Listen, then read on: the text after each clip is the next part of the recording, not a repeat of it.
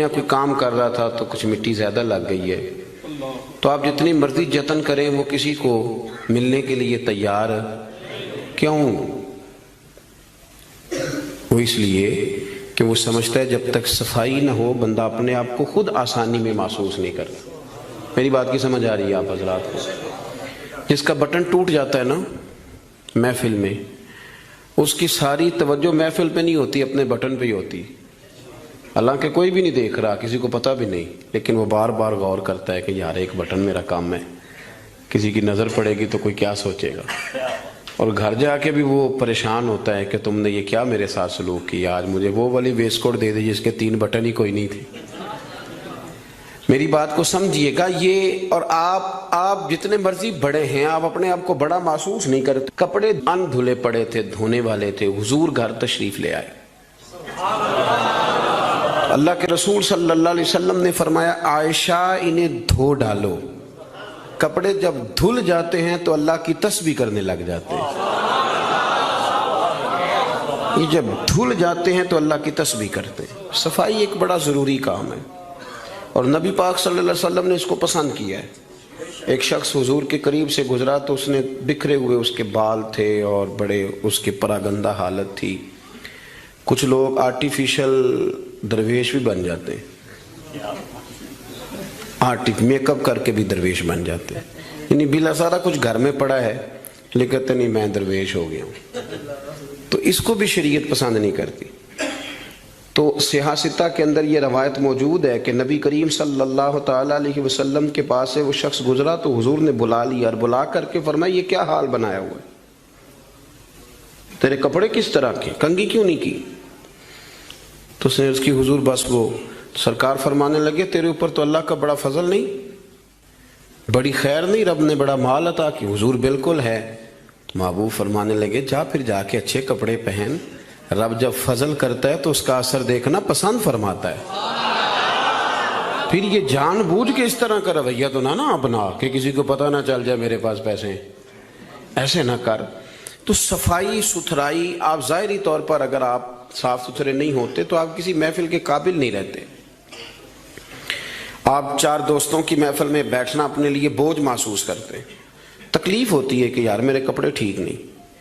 صحیح بتائیے گا، اگر انسان کے کپڑے صاف ستھرے نہ ہوں اسے سکون نہیں آتا، تو اگر اس کے دل پہ میل کچیل ہو، بہت سارے لوگ کہتے ہیں مجھے سکون نہیں، لیکن ہم ڈرتے ہیں نا، ہم ان کو بتا نہیں سکتے، ڈرتے ہیں۔ بے سکونی کی کچھ وجوہات ہوتی ہیں، کچھ سبب ہوتا ہے۔ آپ کپڑے میلے تھے تو آپ بے سکون تھے، تو اگر آپ کا دل میلا کچیلا ہے نا، روح پہ کوئی دھبا لگ گیا ہے، یہ دھبے ہوتے ہیں۔ حسد ایک دھبے کا نام ہے، عداوت ایک دھبا ہے، تکبر ایک دھبا ہے، یہ سارے دھبے ہیں۔ اور بخاری میں نبی پاک علیہ السلام نے خود فرمایا جب تم گناہ کرتے ہو تو تمہارے دل پر سیاہ نقطہ لگ جاتا ہے، تو آپ اس نقطے کی موجودگی میں سکون میں رہیں، یہ کیسے ہو سکتا ہے؟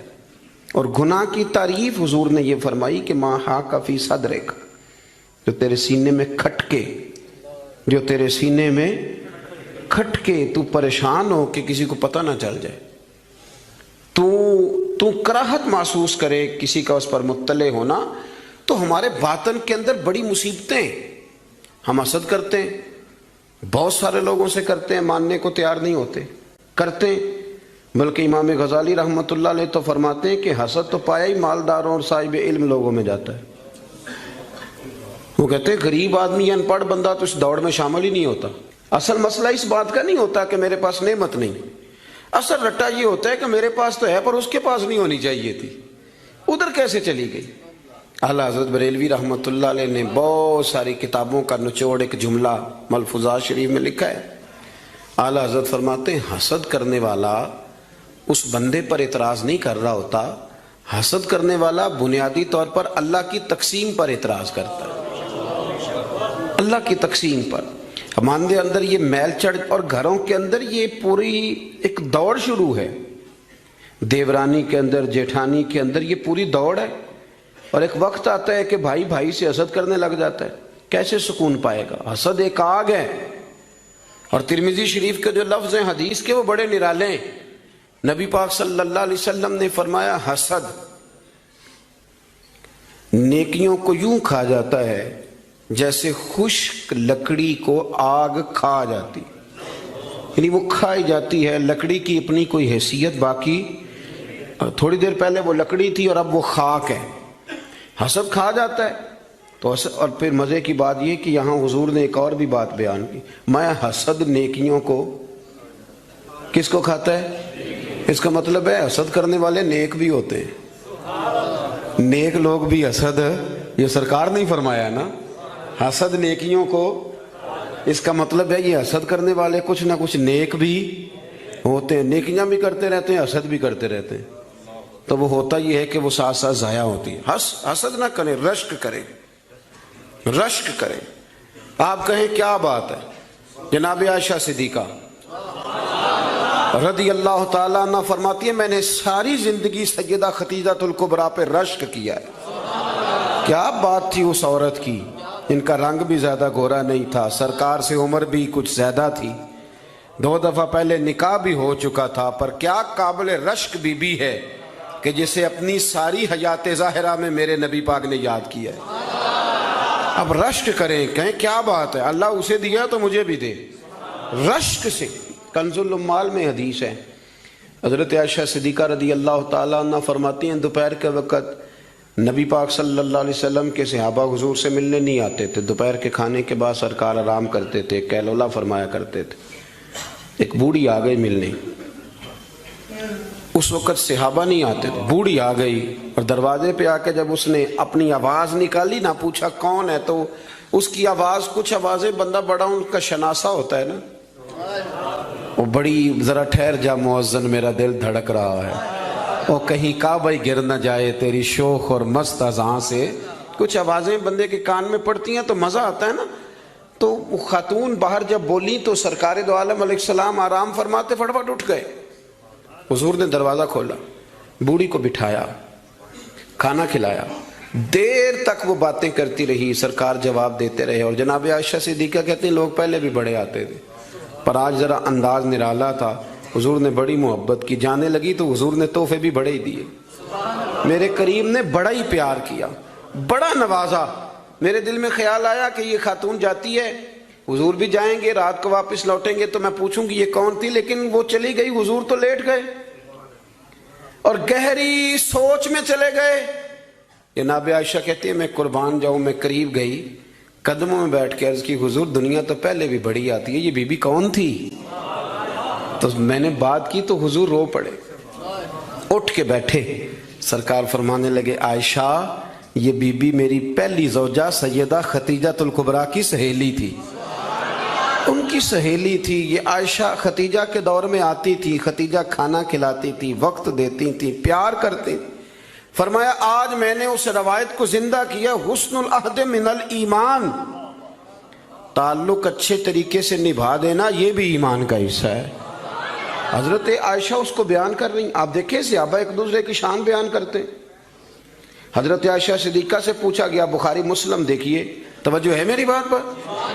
حضرت عائشہ صدیقہ سے کسی نے پوچھا نبی پاک صلی اللہ علیہ وسلم کو سب سے زیادہ پیارا کون؟ جناب عائشہ صدیقہ سے پوچھا سب سے زیادہ پیارا کون؟ تو جناب عائشہ کہنے لگی یہ صاف ستھری بات ہے، سیدہ فاطمہ الزہرا۔ اس شخص نے فوراً پوچھا، مشکات دیکھیے اٹھا کے، اس نے پوچھا جی مردوں میں؟ تو آپ نے فرمایا فاطمہ کے شوہر علی المرتضیٰ۔ فوراً ایک دوسرے کی شانیں بیان ہو رہی ہیں، ایک دوسرے کی عظمتوں کا تذکرہ ہو رہا ہے۔ مولا علی شیر خدا کرم اللہ تعالیٰ وجہ الکریم فرمایا کرتے تھے میں تمہیں بتاؤں سب سے بہادر کون ہے؟ حضور بتائیے، فرمایا ابو بکر صدیق۔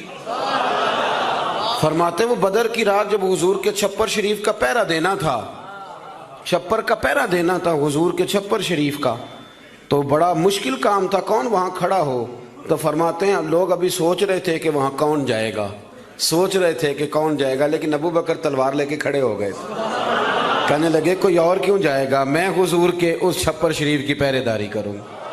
تو ایک دوسرے کی تعریفیں کر رہے ہیں، ایک دوسرے کی فضیلتیں بیان کر رہے ہیں، یہ رشک کرتے تھے۔ حسد ہمارے ہاں نا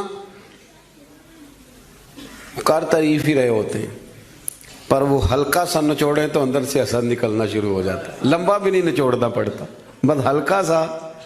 کہتے ہیں باقی تو ساری باتیں ٹھیک تھیں، لیکن آپ نے دیکھا ہے آنے جانے میں نخرہ کتنا تھا. بس وہ نکل آیا، وہ نچوڑ لیا، وہ گیا کام سے، سارا کچھ ختم ہو گیا. وہ ایک بات نے طے، حسد نہیں کرے، آپ کو تکلیف دے گا، آپ اذیت میں آئے. پھر ایک اور بیماری ہے جس کا نام تکبر ہے. یوں جھک کے ملنے کا نام عاجزی نہیں، بلکہ حضرت سعدی فرماتے ہیں میں نے بڑے جھکے ہوئے دیکھے ہیں، گردن جھکی ہوئی ہے، دل بڑا اکڑا ہوا ہے. فرماتے ہیں یہ ان کی ادا ہے، یہ ادا بھی تجھ کو ہی زیب ہے، تیری عاجزی بھی فریب ہے. تو کہیں کہیں نا لوگ اس طرح بھی کرتے ہیں. عاجزی تو دل کا نام ہے کہ آپ کے اندر اخلاص کتنا ہے، آپ کتنے جھکے ہوئے ہیں، آپ کس قدر پیار کر. بہت سارے لوگوں میں تکبر ہے، مجھے مانو، مجھے تسلیم کرو. اور میں آپ کو کیا بات بتاؤں دنیاوی لوگوں کی، میں تو دینی محفل میں دیکھتا ہوں. یہ کوئی علاقے کا چودھری اگر کسی محفل میں آ جاتا ہے تو گردن اونچی کر کر کے نقیب کو دکھاتا ہے کہ میں پیچھے بیٹھا ہوں، حالانکہ میں چودھری ہوں. تو اونچی کر کر کے گردن، عادت پڑ گئی نا اسٹیج پہ بیٹھنے کی، پیچھے مزہ ہی نہیں آتا. حالانکہ شان تو رب دیتا ہے. آپ جہاں بھی بیٹھے ہیں اگر آپ قابل اکرام ہیں تو پھر آپ قابل احترام ہی ہیں. لیکن یہ لوگوں پہ تسلط جما کے اپنے آپ کو، مطلب کتنا چھوٹا بندہ ہے جو کسی کے بارے میں یہ کہتا ہے کہ یہ میرا ملازم ہے. اس سے کیا ثابت کرنا چاہتا ہے وہ؟ یہ دو جملے کہہ کے کہ میرے پاس اتنے پیسے ہیں ملازم رکھ سکتا ہوں کیا؟ میں ایک یونیورسٹی میں گیا کچھ بیان کرنے کے لیے، تو ایک بچہ مجھے کہنے لگا پیر صاحب ایک بات بڑی دل میں پریشان کرتی ہے، کسی لبرل آدمی نے کر دی تھی تو ڈرتا میں کرتا نہیں کہیں مجھے کوئی بے ادبی نہ کہہ دے. ہمارے ہاں ایک ظلم یہ بھی ہوتا ہے کہ ادب سکھانے سے پہلے بے ادبی کا لائسنس جاری کر دیا جاتا ہے. حالانکہ پہلے ادب سکھایا جائے، پھر اگر کوئی بے ادبی کرے تو پھر اسے بے ادب. ہم ادب نہیں سکھاتے لیکن بے ادبی کا تانا فٹافٹ دے دیتے. میں نے کہا جناب آپ پوچھیں، اگر مجھے جواب آتا ہوا تو میں بتا دوں گا، نہیں تو میں کسی سے پوچھ کے بتا دوں گا، آپ بتائیے. وہ کہنے لگے جی مجھے کسی نے کہا ہے کہ نبی پاک صلی اللہ علیہ وسلم کے زمانے میں غلامی ختم نہیں ہوئی تھی. اس زمانے میں غلام بکتے تھے اور اسی طرح بکتے تھے، خریدے جاتے تھے، تو ایک آرڈر فرما دیتے غلامی ختم ہو جاتی. اور میں نے کہا یار یہ تو کوئی بڑا سوال ہی نہیں ہے، آپ بلا وجہ ڈر رہے ہیں، یہ کوئی بڑا سوال ہے. یہ حضور نے غلامی ختم کر دی تھی. آپ پڑھیے ابو داؤد شریف، ختم ہو گئی غلامی. توجہ ہے میری بات پر؟ ادھر دیکھا جی میری طرف. حضور نے غلامی ختم کر دی، غلامی رہی نہیں. کہنے لگے وہ کس طرح؟ میں نے کہا ابو داؤد شریف پڑھ لیں. حضرت ابو ذر غفاری رضی اللہ تعالیٰ عنہ فرماتے ہیں کلمہ پڑھنے آیا، جب واپس جانے لگا تو حضور نے بڑی نصیحتیں فرمائی. ان میں سے ایک نصیحت حضور نے یہ کی، ابو ذر یاد رکھنا تمہارے غلام تمہارے بھائی ہیں. غلام تو وہ رہے نہیں، انہیں تو مدینے والے رسول نے بھائی بنا دیا ہے. آپ کو کس نے کہا وہ غلام ہے؟ وہ غلام، میں سیاستہ کی روایت پیش کر رہا ہوں. فرمایا تمہارے غلام تمہارے، ادھر دیکھیں میری طرف، تمہارے غلام تمہارے بھائی ہیں. اور نبی کریم نے فرمایا جس طرح کا خود کھانا اسی طرح کا انہیں کھلانا، جس طرح کا خود پہننا اسی طرح کا انہیں.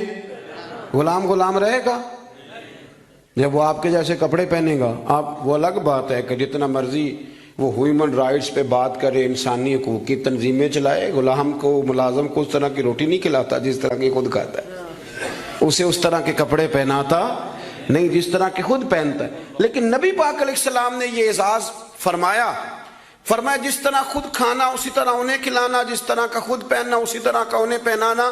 اور حدیث کا آخری جملہ یہ ہے کہ سرکار فرمانے لگے ان کی طاقت سے زیادہ ان پر بوجھ نہ ڈالنا، اور اگر کبھی انہیں کوئی ایسا کام بتاؤ جو ان کی طاقت سے زیادہ ہو تو پھر اس کام میں ان کی مدد بھی کرنا. مجھے بتلائیے غلام تو غلام رہے نہیں، حضور نے تو سیٹ ہی ختم کر دی، انہیں بھائی بنا دیا ہے. وہ تو سیٹ ہی ختم ہو گئی، تو آپ یہ کیسے کہہ سکتے ہیں کہ غلامی ختم نہیں ہوئی؟ حضور نے تو انہیں بھائی بنا دیا. بھائی ہمارے ہاں نا بڑا مزہ آتا ہے یہ کہہ کہ میرے 6 ملازم ہیں، بڑا مزہ آتا ہے. اور بڑا بندہ راضی ہوتا ہے جب وہ گاڑی میں بیٹھا ہوتا ہے تو 15 بندے آگے دوڑ رہے ہوتے ہیں، اس کو بڑا لطف آ رہا ہوتا ہے. لیکن اسے نہیں پتا کہ اس کے اندر تکبر آ گیا ہے. اب اس کے اندر ایک چیز پیدا ہو گئی جو اسے خراب کرے گی، وہ پھر کرسیاں ڈھونڈتا پھرے گا، اسے کہیں مزہ نہیں آئے گا۔ وہ نورانی محفل کے اندر بھی، روحانی محفل کے اندر بھی وہ تلاش کرے گا کہ کوئی مجھے جان لے، کوئی مجھے پہچان لے۔ وہ ہر جگہ پروٹوکول کا عادی ہو، اسے بیماری لگ جائے، کسی جگہ قرار نہیں پائے گا۔ وہ کہے گا پتہ نہیں مجھے سکون کیوں نہیں آ رہا۔ بھائی سکون تو آتا ہے چھپ جانے میں، سکون تو جاتا ہے کسی کونے میں جا کے اللہ اللہ کرنے میں، کسی کونے میں۔ بابا بلے شاہ صاحب، بابا صاحب رحمۃ اللہ علیہ فرماتے ہیں میں نے اعتکاف کبھی قصور میں نہیں کیا، اس گاؤں میں جاتا تھا جہاں مجھے جانے کوئی نہ، چلو 10 دن تو میں الگ ہو کے اللہ اللہ کر لوں۔ کہتے میں وہاں جا کے اعتکاف کرتا تھا، یہاں تو سارے ہاتھ چومنے والے تھے، اکثر کہا کرتے تھے اٹھ بلیا چلو تھے وسیے جتھے وس دینی سارے انے، اٹھ بلیا چلو تھے وسیے جتھے وس دینی سارے انے، نہ کوئی ساڈی ذات پچھانے نہ کوئی سانو منے۔ کبھی ایسی جگہ بھی تو جانا چاہیے نا۔ اور بڑے ناو سے میری طرح کے بندے بھی کہہ رہے ہوتے ہیں وہ تو کونے تو آ کے میرا نام پوچھے ہو پہنچ جاؤ گے۔ وہ کبھی اپنے آپ سے پوچھ تو صحیح کہ یہ تو کہاں مبتلا ہو گیا، یہ شہرت، یہ شور شرابے، یہ آنا جانا۔ مزہ تو تب ہے کہ صبح قیامت آپ کو پردوں میں ڈال کے کہہ دیا جائے کہ جا تیری پردہ پوشی کی، تیرا عیب نہیں کھولے جائیں گے، بغیر حساب جنت میں چلا جا۔ یہاں یہ شور کرنا، اپنا آپ دکھانا، اپنا آپ بتانا، یہ تو علامت تکبر ہے۔ تھوڑا سا نیچے رہیں۔ یہ ہوتا ہے کئی دفعہ کہ انسان کچھ اللہ تعالیٰ اسے وقار دے دیتا ہے تو اس کا قد اونچا ہو جائے، اس کی سیٹ اونچی ہو جائے، لیکن دل اس کا سکون میں رہے۔ امام غزالی روایت لائے ہیں، حضرت حذیفہ بن یمان رضی اللہ تعالیٰ عنہ فرماتے ہیں میں اپنے قریب محبوب علیہ السلام کے ساتھ میں سفر کر رہا تھا، گرمی کا موسم تھا، سفر کرتے کرتے کرتے کرتے ہم ایک باغ کے قریب سے گزرے تو سامنے کنواں نظر آیا۔ حضور فرمانے لگے حذیفہ یار گرمی بڑی ہے، غسل نہ کر لیں؟ میں نے کہا حضور بڑی بات ہے، کر لیں۔ کہتے ہیں سرکار کنویں کے قریب گئے تو کپڑوں سمیت غسل کرنے لگے، پھر بھی مجھے فرمایا کہ ذرا چادر نہیں تان لیتے؟ میں ذرا پسند نہیں کرتا کہ یہ گرمیوں میں ہمارے بچے جس طرح کا لباس پہنتے، یہ تہذیب کے مطابق نہیں، تہذیب کسی اور چیز کا نام ہے۔ آپ ذرا کھلا لباس پہنیں اور آپ ذرا کچھ چیزوں کو چھپائیں، آپ مہذب لگیں گے، آپ مناسب لگیں گے۔ کالی بنیان پہن کے تو گلی میں نکل جانا، گلی میں کیا گھر میں بھی بیٹیاں ہوتی ہیں، بہنیں ہوتی ہیں، کیوں اس طرح کا لباس پہنتے ہیں جو غیر مناسب محسوس ہو؟ حضرت حذیفہ بن یمان رضی اللہ تعالیٰ عنہ فرماتے ہیں حضور کپڑوں سمیت غسل فرما رہے تھے، پھر بھی مجھے فرمایا چادر تان لو۔ توجہ ہے میری بات پر؟ یہ نوجوان ذرا زیادہ غور کریں کیا عرض کر رہا ہوں۔ کہتے میں چادر تان کے کھڑا ہو گیا، حضور غسل کرنے لگے تو پانی ٹھنڈا تھا، گرمی بھی بڑی تھی، حضور کو نہ ذرا لطف آیا تو فرمانے لگے تھوڑا اور نہ نہا لوں؟ میں نے کہا حضور نہائیں۔ کہتے ہیں سرکار کو اور لطف آیا، فرمانے لگے ذرا اور نہ نہاؤں؟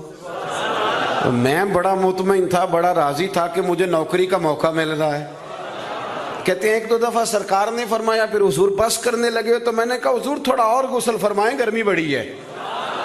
کہتے سرکار اور غسل کرنے لگے، خاصی دیر حضور نہائے، غسل فرمایا، فارغ ہو گئے نا جب، میرا کلیجہ بڑا ٹھنڈا تھا کہ میں نے نوکری کر لی۔ جب فارغ ہو گئے تو حضور مجھے فرمانے لگے چل اب تو غسل کر۔ اگر روٹی بچ جائے تو بندے ڈرائیور کو بھیج دیتے، اگر کبھی بچ جائے۔ چلیں آپ نے کون سا مجھ سے ناراض ہونے، آپ تو اپنے ہیں۔ اگر کوئی دیگ بڑھ جائے تو مدرسے بھیج دیتے کہ وہ اس کو کہتے آپ یہی ہیں کہ اس کے پیروں کے نیچے فرشتے پر بچھاتے ہیں، یہ بھی آپ کہتے ہیں کہ آفت جی آپ کی بڑی شان ہے، آپ نماز پڑھاتے ہیں، پر دیگ وہ بھیجنی ہے جو بچ گئی، وہ آپ بھیج دیں۔ بچ گئی ہے، وہ زیادہ تھی تو ہم نے کہا چلو بچوں کو دے دیتے۔ یہ اعزاز نہیں دیا، دیگ دے دی پر آپ نے عزت نہیں دی، وقار کا مزہ نہیں آیا اس کا۔ یہ کوئی سرور والا کام نہیں۔ میرا ایک دوست مجھے ایک دن کہنے لگا حضرت جی اگر کوئی ٹائم ملا نہ نکلا تو میں آؤں گا۔ میں کہ یار نہ آئیے دا کوئی مزہ ہے، ساڑھے کو تو ٹائم کٹ کے آنا یار، حد ہو گئی۔ تو کہے کہ میں بڑا مصروف ہوں پر آپ حکم تو کرے، میں سویرے ہی آیا۔ یہ کیا بات آپ نے، اسی کو بچے کچھ ٹائم آ لیا ہمارے پاس تو آ، تھوڑا سا سارا کچھ چھوڑ چھاڑ کے پتہ چلے کہ تو آیا ہے۔ میری بات کی سمجھ آ رہی ہے؟ میرے عزیز بات کو سمجھنا ہے آپ نے۔ حضرت حذیفہ بن یمان رضی اللہ تعالیٰ عنہ فرماتے ہیں کہ جب حضور غسل فرما چکے تو کہنے لگے اب تو غسل کر. کہتے ہیں میں غسل کرنے لگا تو سرکار نے فرمایا چادر مجھے دینا میں تان کے کھڑا ہو جاؤں. یعنی نبی کریم کی بات کر رہا ہوں. وہ ساری زندگی پیر صاحب نوکری کراتے رہتے ہیں, مرید پہ چڑھ جائے نا قرضہ تو کہتے ہیں اس کا ذاتی معاملہ ہے. تو جب تیرے گھر جھاڑو دے رہا تھا پھر نہیں ذاتی معاملہ تھا؟ تھوڑی تو بھی پیار کر لے, کبھی تو بھی ان کے ساتھ کہہ. وہ میرے ایک دوست ہیں پیر صاحب, تو عرس پہ میں گیا ہوا تھا تو ان کا بچہ وہ اپنے بیٹے سے پوچھتے ہیں کہ پتر وہ دال والا جو دیگ ہے وہ گرم ہی ہے نا؟ کہنے لگا ابا جی بس ٹھیک ہی ہے چل جائے گی. یعنی گرم کرنا بھی پسند نہیں صاحبزادے کے لیے. ابا جی چل جائے گی. تو پیر صاحب نے بڑا اچھا جملہ کہا, کہنے لگے پتر جب تو مریدوں کے گھر جاتا ہے تو تیرے ساتھ یہ سلوک کرتے ہیں, اس طرح تو نہ کر یار, کم از کم تیرا زور لگے گا ایک آرڈر ہی کرنا ہے ذرا گرم ہو جائے. پر ہم سمجھتے نہیں نا چیزوں کو, الا ماشاءاللہ اچھے لوگوں کی بات نہیں کرتا. میرے بھائی حضرت حذیفہ بن یمان رضی اللہ تعالیٰ عنہ فرماتے ہیں قربان جاؤں کریم رسول نے چادر تان لی, میرے لیے چادر تان لی, میرے لیے. تو امیر حرم میں فقیر بے نوا, تو کجا من کجا. یعنی میرے لیے چادر, میں گلیاں دا روڑا کوڑا تے میں نو محل چڑھایا ہے سانیاں. حضور نے چادر تان لی, کرنا غسل. اگر مجھے گرمی لگ رہی ہے تو تجھے بھی تو لگ رہی ہے نا. حضرت حذیفہ بن یمان کہتے ہیں میں نے کہا حضور میں بغیر چادر کے, فرمایا نا میں کھڑا رہوں گا, تو کر غسل. حضرت حذیفہ بن یمان کہتے ہیں تھوڑا سا غسل کر کے میں نے چھوڑ دیا. حضور فرمانے لگے نہیں اور نہا ذرا. کہتے ہیں میں نے عرض کی یا رسول اللہ صلی اللہ علیہ وسلم میں نہا لیا. فرمایا نہیں تھوڑا اور غسل کر. فرماتے میں نے اور غسل کیا. تھوڑی دیر کے بعد فارغ ہوا, میں نے کہا حضور مہربانی فرمائیں میں نہا چکا. تو فرمانے لگے نا ہمیں اتنی دیر میں نے کیا ہے, تو بھی اتنی دیر غسل کا. حضرت حذیفہ بن یمان کہتے ہیں میں رو پڑا. میں نے کہا محبوبہ تیرے کرم پہ قربان جاؤں, اب بس کریں. حضور میں نہا چکا ہوں. تو حضور فرمانے لگے حذیفہ گھر سے کٹھے نکلے تھے نا, گرمی میں ایک جیسا سفر کیا ہے نا یار, تو غسل کر. مجھے اچھا لگا یار یہ کیا سٹیٹس ہم نے بنا لیا. ہم اپنوں کے بیچ بھی اسی طرح رہیں گے. ہم اپنوں کے بیچ جو ہمارے اپنے ہیں ہم ان سے بھی کبھی, میں مسجد میں بیٹھا ہوں باوضو, ابھی میں نے عشاء پڑھی ہے, کو دیانتداری سے بتاتا ہوں, میں بیمار ہو گیا تو بڑی میری ٹانگوں میں ٹائیفائڈ بخار تھا, تو بڑی سخت تکلیف میری ٹانگوں میں آئی, اذیت آئی, مجھے چلا نہیں جاتا تھا, چھڑی پکڑ کے میں چلتا تھا. میری اماں جی حیات تھیں, میں نے ان سے کہہ دیا کہ بڑی ٹانگوں میں درد ہے. تو میں سو گیا, میری آنکھ کھلی تو میری ماں میری ٹانگیں دبا رہی تھی. میری ماں میری ٹانگ, اور میری جیسے آنکھ کھلی تو میں نے جھٹ سے اپنی ٹانگوں کو سمیٹا. میں نے کہا اماں جی آپ یہ کیا کر رہی ہیں؟ تو میری اماں جی نے کیا, وہ بیمار رہتی تھی, شوگر تھی, کہنے لگی پتر تو نہیں میری روز دباندہ. آپ بات کو سمجھے نا, وہ وقت گزر گیا, وہ انتقال کر گئی, 8-9 سال بیت گئے, پر وہ کبھی اس وقت کو یاد کرتا ہوں تو دل ٹھنڈا ہو جاتا. ہمارا تو سٹیٹس اتنا خوفناک ہو گیا کہ ہمارے اپنے ترستے رہتے ہیں کہ چلو 2 جملے پیار کے بول دے, 2 جملے, اور کسی کے لیے بھی نہیں یار, کسی کے لیے. سیدہ طیبہ طاہرہ حضرت عائشہ صدیقہ آپ فرماتے ہیں لوگوں ہم اس رسول کے ماننے والے ہیں جو جملوں کا بھی خیال کرتے تھے. کسی کی آج انداز تکلم کس طرح کا ہے, کوئی کس طرح, اس کا بھی حضور خیال کرتے. ایک دن مجھے گھر میں بیٹھے بیٹھے فرمانے لگے عائشہ جب تو راضی ہوتی ہے تب بھی مجھے پتہ چل جاتا ہے, اور جب تو ذرا تھوڑا سا دل میں کوئی بات رکھتی ہے تو پتہ مجھے پھر بھی چل جاتا ہے. تو جناب عائشہ کہتے ہیں میں نے فٹافٹ عرض کی حضور مجھے میری ماں روئے. میں اور آپ کے فرمایا چپ کر, ذرا سن تو لے, پہلے ذرا سن تو صحیح نا, ذرا سن یا رسول اللہ حکم کریں. تو محبوب فرمانے لگے کبھی کبھی کسی دوسری بیوی کے پاس ذرا وقت گزاروں تو تیرے دل میں بات تو آ ہی جاتی ہے نا, ذرا سن نا, حضور حکم کریں. تو محبوب فرمانے لگے جب تو راضی ہوتی ہے نا تیرا طریقہ ہے کبھی کبھی قسم اٹھاتی ہے. جب تو ہوتی ہے نا مجھ سے ناراض تو کہتی ہے مجھے ابراہیم کے رب کی قسم, مجھے حضرت ابراہیم علیہ السلام کے رب کی قسم. اور جب تو راضی ہوتی ہے تو فرماتی ہے مجھے محمد عربی کے رب کی قسم. میں سمجھ جاتا ہوں کہ آج کوئی بات. جناب عائشہ کہتی ہیں میں بڑا روئی. حضور نے فرمایا کیوں روتی ہے؟ میں پھر رو پڑی. حضور نے فرمایا میں نے تو تیرے احساسات بیان کر, تو رو پڑی. کہنے لگی روتی اس لیے ہوں کہ اللہ نے کیسا کریم رسول عطا فرمایا. حضور لفظوں جملوں تک کا احساس کہ آج فکرے کس طرح کے بیان کر رہا ہے، آج اس کا ذہن کس طرف چلا گیا، اس بات کا بھی خیال ہمارا تو یقین کرے وہ بلند و باغ مزاج جانے ہمیں کہاں جا کے کھڑا کرے گا، کس جگہ پہ جا کے ہم رکیں گے۔ بڑا شوق ہے لوگوں کی گردنیں جھکانے کا، بڑا ہمیں شوق ہے، یہ میرا ملازم ہے، گھر میں بھی گئے ہیں تو 2-4 بندے کھڑے ہونے چاہیے اعزاز کے لیے، تھوڑا سا جھکے تو صحیح، تھوڑا پیار کرنا تو شروع کریں، تھوڑا یہ آپ کی گردن دیکھیں نا، جو بالکل اکڑ جائے وہ مردہ ہوتا ہے، اور جس میں کچھ نہ کچھ لچک ہو وہی تو زندہ ہوتا ہے۔ اگر آپ پکڑے ہوئے ہیں، اکڑ گئے ہیں، آپ کو اپنے علاوہ، وہ کسی نے کہا تھا خدا مجھے ایسی خدائی نہ دے کہ اپنے سوا کچھ دکھائی نہ دے۔ کیا لے کے جانا ہے اس دنیا سے اگر آپ چند منٹ کسی سے پیار ہی نہیں کر پائے، کسی کا احساس ہی آپ کی طبیعت میں نہیں آیا، آپ کو ذرا خیال ہی نہیں آیا کسی کی بابت، لیکن ہمارا وہ احساس کدھر گیا؟ اصل بات یہ ہے کہ اندر تکبر چھپا لیا ہے، اب وہ نکلتا نہیں، کھٹکتا بڑا ہے، تنگ بڑا کرتا ہے، بڑی آرزو ہے کہ جانا جاؤں پہچانا جاؤں، سمجھتے نہیں۔ مولا کائنات شیر خدا علی المرتضیٰ حضرت مولا علی کرم اللہ تعالی وجہہ الکریم کوفے میں تشریف فرما تھے تو غلام سے کہنے لگے چل ذرا شاپنگ کرنے چلیں۔ کس سے؟ بول کے بتائیے۔ لے گئے ہو کبھی ملازم کو ساتھ؟ ہم تو ابا جی کو نہیں لے کے جاتے، حالانکہ ان کو کبھی کبھی لے جائیں تو انہیں بڑا اچھا لگے۔ کبھی کبھی والد صاحب سے کہیں نا کہ موسم بدل رہا ہے اور 2 جوڑے لینے چلے، ہم لے کے جائیں کبھی ان کو ساتھ بٹھا کے، ان سے کہ ابا جی آئے میرے لیے کپڑے پسند کریں۔ ان بیچاروں نے بوڑھوں نے کیا پسند کرنا ہے، پر آپ ساتھ لے کے جائیں گے تو ان کا دل بڑا ٹھنڈا ہوگا۔ لیکن یہ کام بھی ہم یاروں کے ساتھ ہی کرتے ہیں، والد کو کہاں لے کر کے جاتے ہیں۔ مولا علی شیر خدا غلام سے فرمانے لگے چل نا یار کپڑے خریدنے۔ خادم کہتا ہے میں ساتھ گیا، حضرت علی نے 2 جوڑے خریدے، فرمایا آج 2 لینے بھی، ایک تیرا ایک میرا۔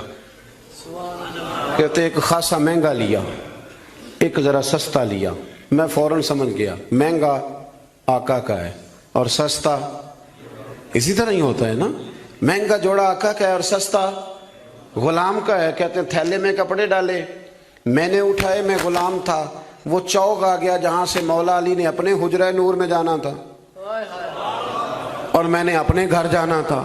فرماتے ہیں وہ جگہ آ گئی، شیر خدا رضی اللہ تعالیٰ عنہ فرمانے لگے کہ لیا پتر میرے والا جوڑا مجھے دے دے، لا وہ میرے کپڑے مجھے دے دے۔ تو کہتے ہیں وہ بڑی ڈیفینیٹ تھی بات تھی، میں نے اسی وقت نکالا مہنگا جوڑا، جناب علی کو تھمایا تو حضرت علی فرمانے لگے یہ تو نہیں میرا۔ باتیں مزے کے لیے سنتے ہیں صرف، اگر ان کے سننے میں اتنا مزہ ہے تو اس پر عمل کرنے میں کتنا مزہ ہوگا، یہ بھی تو کبھی آپ محسوس کریں نا۔ حضرت مولا علی شیر خدا فرمانے لگے یہ نہیں میرا تو وہ دوسرا ہے۔ وہ کہتا میں نے ایک فلسفہ بیان کیا، ایک علت بیان کی، ایک لاجک میں نے بیان کی۔ میں نے کہا حضور آپ مہنگا پہنے کیونکہ آپ آقا ہیں، اور میں سستا پہنوں گا کیونکہ میں۔ تو حضرت علی نے فوری طور پہ حکم نہیں لگایا کہ نہیں تو دوسرا مجھے دے، عالم تھے نا، تو اس نے علت بیان کی تو پہلے اس کا وہ سبب توڑا، پہلے اس کی اس بات کا جواب دیا۔ دلیل کا جواب دلیل سے دینا چاہیے نا، کئی دفعہ لوگ دلیل کا جواب گالی سے دینے لگتے ہیں، یہ طریقہ غلط ہے۔ حضرت علی سے اس نے کہا ایک علت بیان، ایک سبب بیان، کہنے لگا حضور آپ چونکہ آقا ہیں تو آپ جوڑا پہنے مہنگا، آپ کپڑے استعمال کریں مہنگے، میں چونکہ غلام ہوں تو میں استعمال کروں گا سستے۔ تو حضرت علی کہنے لگے تو یہ والا فلسفہ نہ بیان کر، تو میرے والا کر، میں تجھے بتاتا ہوں ایک سبب وہ والا لگا لے، یہاں وہ حکم لگا۔ اس نے کہا حضور وہ کون سا؟ فرمانے لگے تو سستا مجھے دے نا کیونکہ میں بوڑھا ہوں، اور تو مہنگا استعمال کرنا اس لیے کہ تو جوان ہے، اور جو جوان ہوتے ہیں وہ مہنگے کپڑے پہنتے ہیں۔ فرمایا یہ والا نقطہ یہاں لگا نا، یہ کلیہ یہاں استعمال کر۔ تو خادم کہتا ہے کہ حضرت علی نے مجھے شان بھی دے دی، اعزاز بھی دے دیا، اور مجھے بات بھی سمجھا دی۔ تیسری بات ہے، اس کا بھی ضرور خیال رکھیں ہمیشہ اپنی زندگی کے اندر، آپ کو سکون ملے گا، آپ کو اطمینان ملے گا۔ ہم نا آرام پسند بہت ہو گئے، سب سے زیادہ ہمیں پریشان وہ بندہ کرتا ہے جو ہمارے آرام میں تھوڑا سا خلل ڈالتا ہے. اسپیکروں پہ پابندی کیوں لگی بھلا؟ جھگڑے شگڑے اب کوئی نہیں ہوتے تھے، اب کہاں دور رہ گیا؟ اب تو صرف لوگوں کی نیند خراب ہوتی تھی، اور جو سوسائٹیوں میں رہتے ہیں نا ان کے لیے زیادہ مسئلہ تھا. ہم ذرا سا بھی اپنی نیند قربان کرنا، اپنے اوپر تھوڑا بوجھ لینا پسند نہیں کرتے. رات کو کچھ لوگوں کو جاگتے رہنا بڑا ضروری ہے. ڈاکٹر کے لیے اپنا موبائل آن رکھ کے اسے سونا چاہیے، یہ میری گزارش ہے. اس لیے کہ کسی وقت بھی کوئی مریض اس کو فون کر سکتا ہے. جو لوگ سیکیورٹی اداروں سے تعلق رکھتے ہیں ان پر ضروری ہے کہ وہ رات بھی اپنے موبائل کو آن رکھے. جن کی ذمہ داری میں کچھ لوگ ہیں، میرے پاس ایک ایسا نمبر ہے، رات بھر وہ نمبر، میرے پاس مدرسے کے بچے ہیں، وہ کسی وقت میری ضرورت پڑ سکتی ہے. مجھے سینکڑوں دفعہ کہا ہے گھر والوں نے بھی باہر والوں نے بھی کہ آپ اس کو بند کر دیں، تو میں کہتا ہوں پھر یہاں تو مدرسہ بھی بند کرو نا. کیا ہو جائے گا؟ مثلا نیند تو اگر اللہ آپ کو سکون دینا چاہے تو 20 منٹ کی نیند میں نیند پوری ہو جاتی ہے، اور اگر وہ مالک بے نیاز ہے کبھی نہ سکون آئے تو سارا دن نہ بستر سے نکلے، سستی نہیں جاتی. صحیح کہہ رہا ہوں میں؟ تو تھوڑی اگر آپ اپنی نیند قربان کر لیں گے کسی کے لیے، کسی کو سکون دینے کے لیے، تھوڑی سی نہیں دیتے ہم. ہمیں تو بس یہ ہے کہ میرے لیے سارے جاگیں گے، میں نہیں اٹھوں گا کسی کے لیے. ہر آدمی ہائی الرٹ کھڑا رہے، اس سے انسان بہت بڑا خود غرض ہو جاتا ہے، اور جب وہ کسی کو سکون نہیں دیتا تو پھر اسے نیند بھی نہیں آتی. اگر ہم تھوڑا احسار کریں. حضرت انس بن مالک رضی اللہ تعالیٰ عنہ فرماتے ہیں رات کا وقت تھا، مدینے کے کونے سے چیخنے چلانے کی آواز آنے لگی بڑی شدت کے ساتھ. قاضی ایاز رحمۃ اللہ علیہ نے بھی لکھا ہے، اور بھی دیگر سیرت نگاروں نے نقل فرمایا ہے، تیز ایک کونے سے نا تیز آواز چیخنے کی آنے لگی. فرماتے ہیں سب لوگ جمع ہو گئے جن کے کانوں میں آواز گئی. ہم نے نیزے، تیر، تلواریں، ساری چیزیں جمع کرنی شروع کر دی کہ ادھر جاتے ہیں اور جا کے دیکھتے ہیں وہاں کیا ہے. کہتے ہیں ہم تیاری کر چکے جب، اور ہم نے منصوبہ بنا لیا، اور جب ہم نے رخ پھیرا نا ادھر جانے کے لیے تو اللہ کے نبی صلی اللہ علیہ وسلم وہاں سے واپس آ رہے تھے. اور کہتے ہیں حضرت ابو طلحہ انصاری رضی اللہ تعالیٰ عنہ کے گھوڑے پر آپ سوار تھے، اور گھوڑے کی پشت پر کوئی اور چیز نہیں تھی، یعنی کوئی کجاوا نہیں ڈالا، کوئی کپڑا نہیں ڈالا، ننگی پشت پر حضور سوار تھے، ہاتھ میں ایک نیزہ تھا. اور حضور اکیلے گئے، اکیلے واپس آئے، اور آ کے فرمایا بھی سو جاؤ سو جاؤ، کوئی پریشانی کی بات نہیں. وہ جانور لڑ پڑے تھے، میں دیکھ آیا ہوں، کچھ بھی نہیں ہے، سارے آرام سے سو جاؤ، کوئی ایسا مسئلہ نہیں. حضرت انس کہتے ہیں باقی تو ساری دنیا سو گئی تو میں ساری رات سوچتا رہا کہ محبوب تو ہماری سوتے ہوئے بھی نگہبانی فرماتے ہیں. جو حضور سب سے پہلے چلے گئے، دیکھ کے لوٹ بھی آئے، اس کا مطلب ہے کہ سرکار جاگ رہے تھے. حضور نے ویسے بھی فرمایا ہے کہ میری آنکھیں بند ہوتی ہیں، دل میرا بیدار ہی رہتا ہے. آپ یقین کریں اتنی خود غرضی، وہ پھر آہستہ آہستہ وہ خود غرضی. ہم پہلے خود غرض ہوتے ہیں، اپنے ابا جی سے کہتے ہیں کہ اب میرا گزارا نہیں ہوتا، میرے بھی بچے ہیں. یہاں سے ہم آغاز کرتے ہیں خود غرض ہونے کا. پھر کچھ عرصے کے بعد ہمارے بچے ہمیں کہنا شروع ہو جاتے ہیں کہ ابا جی اب ہمارا گزارا نہیں ہوتا، ہمارے بھی تو بچے ہیں نا. پھر وہ کبھی گونجتا ہے ہمارے کانوں میں ہمارا اپنا قول جو ہم نے کبھی کیا تھا اپنے والد کے لیے. اپنی زندگی میں اگر آپ عاجزی لے آئیں، انکساری لے آئیں، حسد چھوڑ دیں، پیار لے آئیں، رشک لے آئیں، اپنی زندگی کے اندر تھوڑا سا کسی کے لیے احسار کرنا شروع کر دیں، قربانی دینا شروع کر دیں، تھوڑا سا اپنے اوپر ہلکا سا بوجھ ڈالیں، تو شاید وجود تھوڑی دیر کے لیے تھک جائے لیکن روح کو بڑی آسودگی حاصل ہوگی، دل آپ کا سکون میں آ جائے گا. آپ ایسے محسوس کریں گے کہ میں اصلاح پذیر ہو گیا ہوں، میرے باطن کے اندر جو میل کچیل تھے وہ چھٹنے لگے، وہ دھبے اب آہستہ آہستہ کر کے دور ہونے لگے. آپ کی اس محفل میں بھلا مہمان خصوصی کون ہے؟ یہ بزرگ مشائخ تو آئے ہیں، ہماری سرپرستی کر رہے ہیں، لیکن اس محفل کا سب سے خاص بندہ وہ ہے جس نے محفل سے پہلے مسجد میں جھاڑو دیا، جس نے صفیں بچھائیں، جس نے اشتہار لگایا، جس نے جذبہ کا اظہار کیا. اس بیچارے کی شاید فوٹو بھی نہ آئے، شاید بہت سارے لوگوں سے جانے بھی نہ، لیکن میں نہیں جانتا, حضرت نہیں جانتے, مفتی صاحب نہیں جانتے, پر جس رب رسول کے لیے کیا وہ تو جانتے ہیں نا. اچھا وہ میں نے اس طرح کے کارکنوں کو اکثر دیکھا ہے کہ وہ دور کھڑے مسکرا رہے ہوتے ہیں محفل کو دیکھ دیکھ کے, میرا جلسہ بڑا کامیاب ہو گیا, دیکھو جی میری محفل. ان کو جو آسودگی حاصل ہوتی ہے نا دوسروں کو صفحے بچھا کے دینے میں, اعزاز دینے میں, محنت کرنے میں, شہرت تو کسی اور کی ہوئی, پوسٹر پہ نام تو میرا لگا, فوٹو تو میری لگی, اس بندے نے کیا کمایا؟ اس نے اپنے دل کا سکون حاصل کیا, اس نے راحت کمائی, وہ ٹھنڈا ہوا, اسے اللہ تبارک و تعالیٰ نے سکون کی دولت دی. وہ رات کو جب سوئے گا تو کہے گا میں نے کمال نہیں کر دی, حالانکہ کسی کو کوئی پتہ نہیں. اس کی وہ جو ساری باتیں ہو رہی ہیں وہ رب رسول کے ساتھ ہو رہی ہیں, اللہ نبی. یہ والا سکون تلاش کریں, پھر آپ دیکھیں کتنی جلدی اللہ تعالیٰ آپ کے دل کو سکون دیتا ہے. یہ زیادہ دور نہیں ہے, یہ بہت مشکل کام نہیں ہے, کوئی چلے مجاہدے کرنے والا کام نہیں, یہ تھوڑا سا دل کی نگرانی کرنے والا. دے کے حضور آکھن منگتے دی خیر ہووے, دے کے حضور آکھن منگتے دی خیر ہووے, منگتا کبے سخی دے, منگتا کبے سخی دے, بوہے دی خیر ہووے, دے کے حضور آکھن منگتے دی خیر ہووے, دے کے حضور آکھن. اور جنت بڑی جگہ لگیا جڑی جگہ تے, جنت بڑی جگہ